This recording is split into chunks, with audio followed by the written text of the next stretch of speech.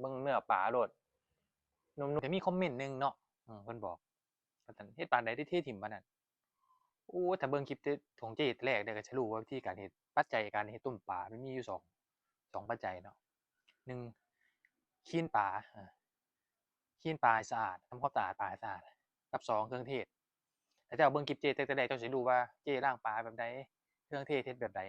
อืมปัจจัยหลักๆมันมีอยู่2อย่างเดี๋ยวเจ๊สิเฮ็ดให้เบิ่งก็ได้ต้มปลามันบ่ยากดอกปกติพี่เจ๊ก็จะบ่อยากก็สิบ่เฮ็ดแต่มันเพราะว่ามันเป็นเมนูแบบเบสิกแหมเทคนิคเฮ็ดจังไดให้มันบ่คาวให้มันแซ่บแบบร้านเนาะการคลีนจังได๋คลีนทำความสะอาดปลาทุกปลาเจ๊สิมาบอกมื้อนี้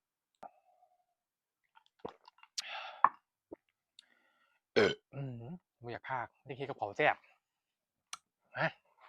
คลีนให้มันสะอาดทำความสะอาดให้มันสะอาดให้แม่ค้าจัดการให้ก็ได้ว่าจะเอาไปต้มจั่งซี้เด้อกับเหงือกเด้อเหงือกแดงๆของปลาน่ะเอาออกเด้อตัวนั้นน่ะตัวคาวมันเป็นตัวกรองมันเป็นตัวกรองพวกขี้ตุ่มขี้ตึมเนี่ยตัวเหงือกน่ะให้แม่ค้าเอาออกให้เลยเหงือกแดงๆที่มันอยู่ตรงข้างแก้มปลาน่ะโจกออกเลยนั่นล่ะอันดับแรกล้างแป้งหยังก็ได้บ่แม่นแป้งอันทาตัวเด้บ่แม่นแป้งน่ารักแป้งอันตางูเด้แป้งมันสำปะหลังแป้งข้าวเจ้าแป้งมันฮ่องกงแล้วแต่แป้งที่เฮ็ดกับข้าวน่ะมาโรยเป็นหยังต้องโรยต้องล้างแป้งตัวแป้งมันจะไปจับพวกโปรตีนพวกเมือกพวกคาวออกสังเกตเฮาล้างจัก2น้ำล้างแป้งน่ะเนื้อปลามันจะตึงเลยนี่อันดับเลยส่วนมากเฮาซื้อมาแม่นบ่จากตลาดเฮาก็เฮ็ดเลยล้างน้ำซื่อๆแล้วก็ไปเฮ็ดโลดคาวล้างน้ำแป้งจัก2น้ำบัดนี้ก็มาล้างน้ำที่3มาล้างน้ำเกลือล้างน้ำเกลืออีกจักน้ำหนึ่งจากนั้นเจ๊สิมาแช่บัดนี้แช่เกลือ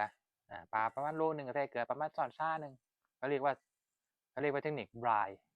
brining ใส่กับเนื้อสัตว์ได้ทุกอย่างนะไก่พวกไก่เนี่ยจะเฮ็ดให้เนื้อไก่นุ่มแต่ปกติไก่มันแช่นานเนาะ30เป็นชั่วโมงแต่ว่าอันปลาเจ๊แช่ให้10นาทีเอารสชาติให้เนื้อปลานุ่มรสชาติแล้วก็แก้คาวด้วยน้ำเกลือน่ะส่ำนั้นล่ะปลาเจ้าจะบ่มีกลิ่นบ่มีคาวแล้วใส่สูตรเจ๊น่ะเฮ็ดสิได้จังซี่เราก็เตรียมมาเฮ็ดเลยบาดนี้เจ๊พาเฮ็ดนั่นคาวคือกันคาวเดียวเบิด